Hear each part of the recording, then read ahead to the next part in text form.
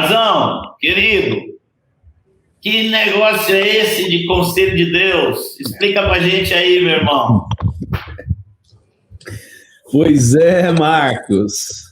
E eu fui aí, né? Quase que tiraram sorte, me colocaram na primeira para tentar, nesses 15, 17, falar do conteúdo mais amplo que a face da Terra possa ter, porque falar do conselho de Deus é falar da amplitude de seus pensamentos. Vocês imaginam a gente passar por toda a ordem criacional, galáxias, etc. Quantas coisas, quantos pensamentos inundam a mente de nosso Senhor.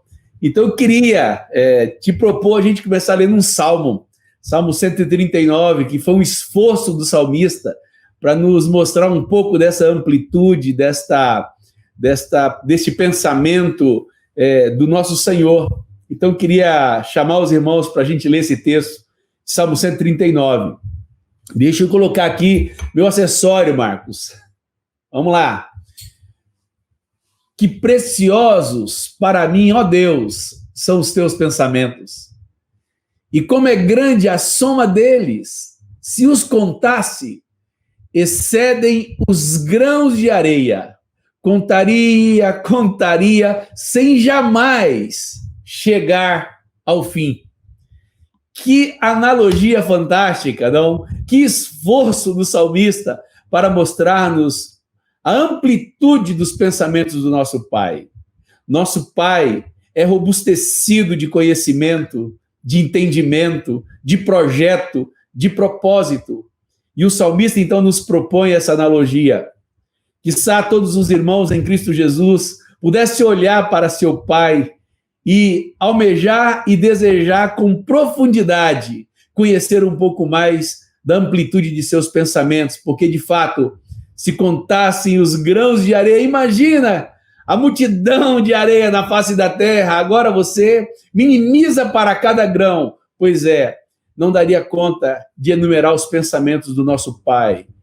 Fantásticos são os pensamentos de nosso Deus amado. E você e eu fazemos parte da família desse Deus, e é muito bom, neste momento, eu tentar, de alguma maneira, dar uma pequena tinta, um pequeno vislumbre daquilo que é o nosso desafio como cristãos, na nossa caminhada, na nossa carreira, na compreensão destes pensamentos, desse pensamento fantástico do Senhor. Queria agora falar assim para vocês: Jesus, lá no seu fim do ministério terrenal, ele deixou algo muito importante, que é parte, inclusive, da nossa fé, da nossa catequese, daquilo que a gente aprendeu a memorizar, pelo menos, que está lá em Mateus, capítulo 28. E eu queria ler com você esse texto também, para que a gente entrasse um pouco mais, entendesse um pouco mais. Eu penso que é uma maneira mais concisa de nós entendermos a amplitude dos pensamentos do nosso Senhor. Jesus, aproximando-se, falou-lhe, dizendo: toda autoridade me foi dada nos céus e na terra.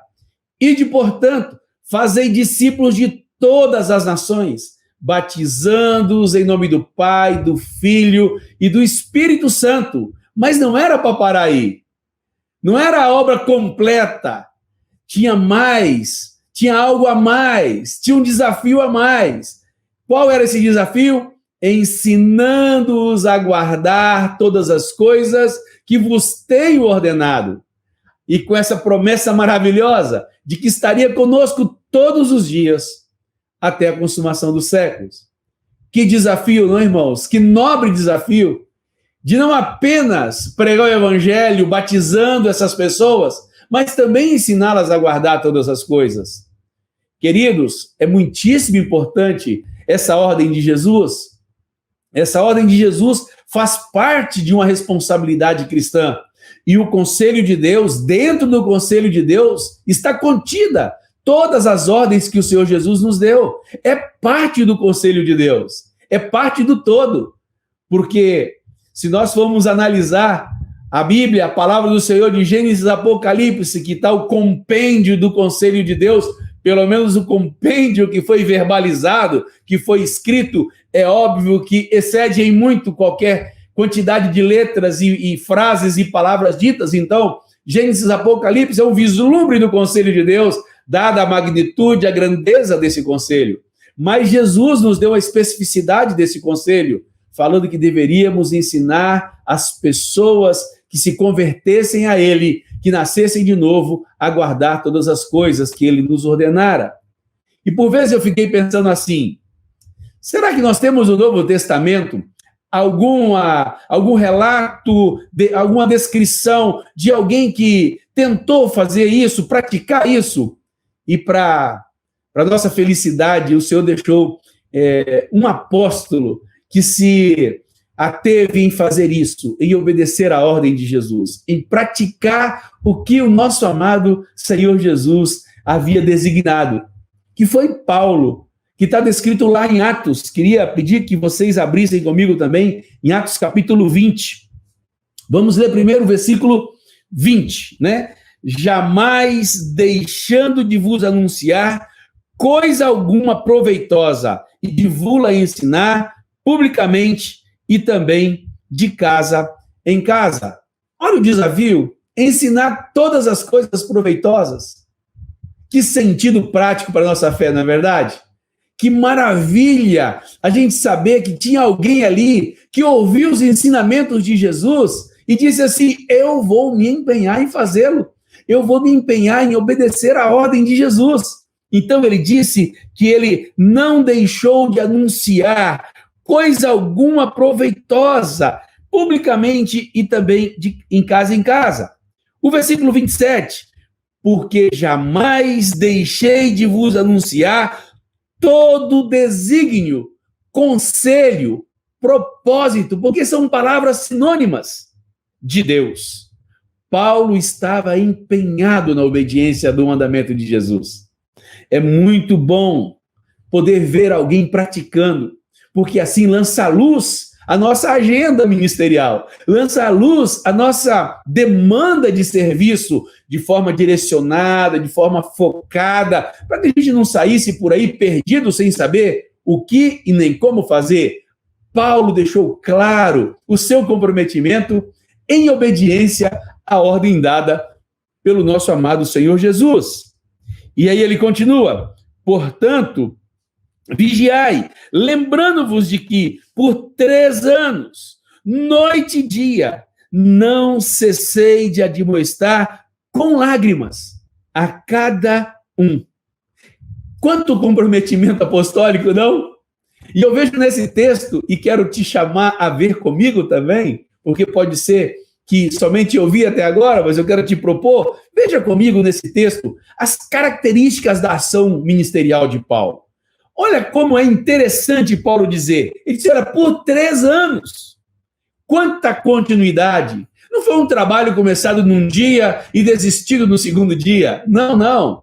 Ele foi um trabalho paulatino. Que bom que essa palavra se tornou sinônimo de perseverança, paulatinamente. Então ele perseverou por 3 anos e meio.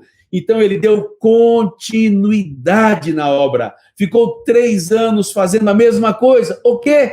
Ensinando todo o conselho de Deus. Noite e dia. Quanta intensidade de Paulo, não? Noite e dia ali insistindo no conselho de Deus. Não cessei de admoestar. Concentração. Sabia o que estava fazendo. Não abria mão daquilo. Com lágrimas, olha o sacrifício apostólico, ele com lágrimas estava lá, sacrificialmente imbuído de comunicar o conselho de Deus, o propósito de Deus, e ele disse a cada um, que bênção que ele não abriu mão da simplicidade, que bênção que a sua ação ministerial contemplou essas características que pode nortear também as nossas vidas ministeriais, dando a esses irmãos um conteúdo suficiente para prepará-los para as coisas que haveriam de vir, que eram as heresias que sorrateiramente entraria, os desvios que entrariam na vida da igreja. Paulo estava preparando esses irmãos. Quão bom esse indicativo para nossos tempos atuais. É verdade que nós estamos vivendo o tempo do fim e também nós precisamos resgatar isso na nossa vida, no tocante a nos comprometermos a falar de todo o conselho de Deus. Queridos, A Bíblia é uma obra literária que contempla parte desse projeto, parte desse propósito. E não é por acaso que Deus nos deixou esse registro, porque Ele não queria que nós ficássemos perdidos por aí, que nossa fé não tivesse uma possibilidade de se expressar como cristãos e também de ajudar as pessoas dentro de nossa esfera de serviço e de trabalho. Eu queria pensar um texto que está lá no meio das cartas de Paulo, que está em 2 Timóteo, capítulo 3, versos 16 e 17. Diz assim: toda a escritura inspirada por Deus é útil para o ensino, para a repreensão, para a correção, para a educação na justiça. Com qual projeto? Com qual objetivo? A fim de que o homem de Deus seja perfeito. Sim, é claro que Deus quer a nossa santidade, quer a nossa perfeição, mas também perfeitamente habilitado para toda boa obra. Falar do conselho de Deus é nos encher de conteúdo, de graça, de capacitação para termos uma vida perfeita, mas também para que sejamos perfeitamente habilitados e instruídos para toda a boa obra.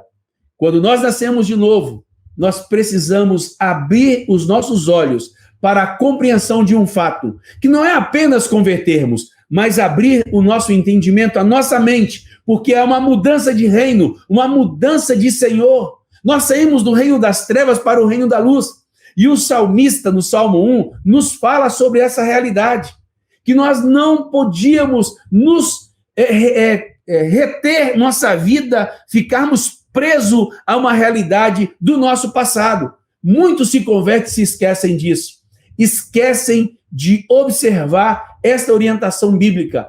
Queria abrir com você Salmo 1, para a gente ler algumas coisas importantes que tem a ver com o conselho de Deus, que tem a ver com as instruções claras de Deus acerca dos nossos pensamentos. Bem-aventurado o homem que não anda no conselho dos ímpios. Não andar no conselho dos ímpios é bem-aventurança, é nos tornarmos benditos. Não se detém no caminho dos pecadores, nem se assenta na roda dos escarnecedores. Antes, o seu prazer está na lei do Senhor, e nela medita de dia e de noite. O conselho dos ímpios está posto por aí, por onde andamos. Nós somos fruto de uma cultura que está recheada, permeada dos conselhos dos ímpios. E Deus diz: bem-aventurado aquele que não anda nesse conselho. Bem-aventurado aquele que não se detém no caminho dos pecadores. É muito mais do que você não ter uma preferência, não dar preferência à companhia dos ímpios. É você não querer assimilar o modo de vida. E esse modo de vida advém dos pensamentos, dos conselhos que são recheados de coisas demoníacas, satânicas, daquilo que é parte do inimigo de nossas almas. Ele oferta isso à sociedade. E quantos se convertem e esquecem disso? Esquecem de romper com os conselhos dos ímpios, esquecem de romper com os conselhos secularizados do tempo de fim. E quero mais uma vez te dizer que há possibilidade disso ocorrer. Como? Paulo descreve isso em Romanos capítulo 12. Abre aí comigo em Romanos capítulo 12 e você vai ver que fantástico é isso. Olha só: rogo-vos, pois, irmãos, pelas misericórdias de Deus, que apresentei vossos corpos por sacrifício vivo, santo e agradável a Deus, que é o vosso culto racional. Existe um culto racional. É um culto que não é presencial, ele é racional. Advém de nossos pensamentos. Quantas vezes nós achamos que cultuamos a Deus apenas quando estamos com os nossos irmãos presencialmente ali, não? Irmãos, existe um culto racional a ser ofertado a Deus, que é apresentar o nosso corpo como sacrifício vivo, santo e agradável a Deus. E ele diz assim: e não vos conformandos, ou não vos conformeis com este século, mas transformai-vos pela renovação da vossa mente, para que experimenteis qual seja a boa, agradável e perfeita vontade de Deus. É muito mais do que você abrir mão dos conselhos dos ímpios, é você mudar a forma, é você ser transformado pela renovação da vossa mente. Quantos irmãos, por engano, desconsideram os pensamentos como parte do corpo, e não acham que vão prestar conta dos seus pensamentos. Sim, iremos prestar conta dos nossos pensamentos. E os nossos pensamentos talvez estejam o nosso maior campo de batalha, porque há uma guerra entre o conselho dos ímpios, os pensamentos dos ímpios e o conselho de Deus, os pensamentos de Deus. O chamado apostólico é que mudemos a forma. Ninguém consegue fazer um bolo quadrado numa forma redonda. Ninguém consegue fazer isso. Então, a nossa forma, que são os nossos pensamentos, deve advir da palavra de Deus. Façamos da Bíblia a forma dos nossos pensamentos, filtremos os nossos pensamentos com a palavra de Deus, e assim nós teremos uma mente transformada, mudada a forma. A forma desse século não nos serve mais. A forma que nos serve é a palavra de Deus. Que o Senhor nos encha da sua palavra, que filtremos nossos pensamentos com a palavra do nosso amado Senhor. Queria te agradecer por esse tempo, mas pedir a você, façamos uma breve revisão daquilo que nós pincelamos nesta noite, nesse pequeno momento de tempo. Será que para mim o conselho de Deus tem sido amplíssimo? Eu entendo isso. O conselho de Deus é amplíssimo, porque ele engloba a eternidade passada e também a eternidade futura. A nossa mente trava uma luta entre o conselho de Deus e o conselho dos ímpios. E ao nascermos de novo, nós somos desafiados a ter uma mente transformada, substituindo aquela mente que era conforme este século para uma mente que é conforme Cristo. Por isso que você e eu ganhamos a mente de Cristo ao nascermos de novo. Paulo obedeceu a ordem do Senhor e dedicou 3 anos do seu ministério àquela igreja, ensinando todo o conselho de Deus. Nossos pensamentos devem ser cheios do conselho de Deus.